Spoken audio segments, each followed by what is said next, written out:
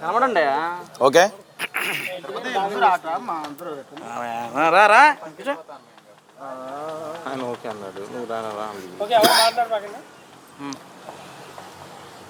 జై గణేష, జై జై గణేష. ఓకే జై గణేష, జై జై గణేష.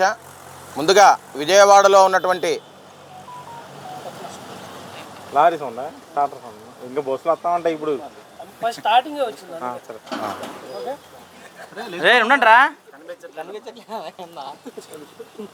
ఓకే జై గణేష, జై జై గణేష. వక్రతుండ మహాకాయ సూర్యకోటి సమప్రభ నిర్విఘ్నం కురుమే దేవ సర్వకార్యేషు సర్వదా. ముందుగా విజయవాడలో ఉన్నటువంటి పట్టణ శ్రేయోభిలాషులందరికీ కూడా, పట్టణాభివృద్ధి చెందినటువంటి ఎమ్మెల్యేలకి, ఎంపీలకి, ముఖ్యమంత్రులకి, నాయకులందరికీ కూడా పేరు పేరున వరసిద్ధి విఘ్నేశ్వర స్వామి వారి అనుగ్రహ కృపా కటాక్షలందరికీ కూడా వీక్షణలు అందిస్తూ, శ్రీ లంబోదర ఫ్రెండ్ సర్కిల్ తరపున వేంచేసి ఉన్నటువంటి సిద్ధి విఘ్నేశ్వర స్వామి వారి నవరాత్రి మహోత్సవాది కార్యక్రమాలు ఈరోజు రాటతో మొదలైన కార్యక్రమాలు. గత 2011 సంవత్సరంలో ఒక అడుగు నుంచి మొదలైనటువంటి మట్టి విఘ్నేశ్వర స్వామి వారిని ఈ రోజుకి 25 అడుగులతో విఘ్నేశ్వర స్వామి వారిని కొలుస్తూ, తలుస్తూ, పిలుస్తూ ఉన్నాము.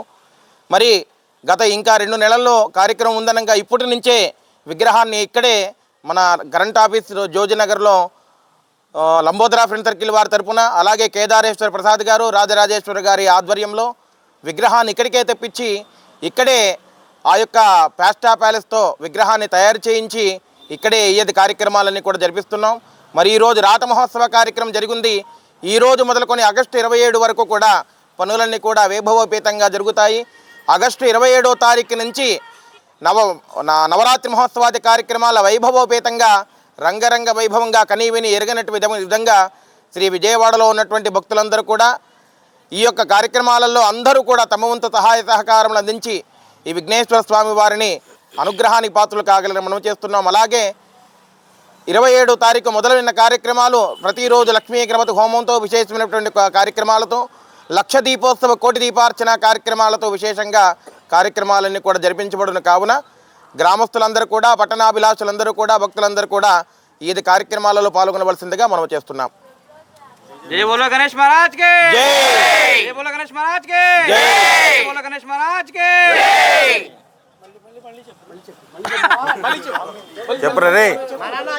అది కాదు బడ్డు చెప్పు.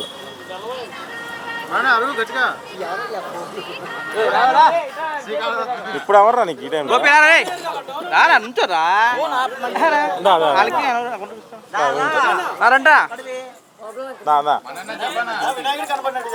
జై గణేష్ మహారాజ్ కి. వినాయకుడు కనబడలేకుండా జరుగు.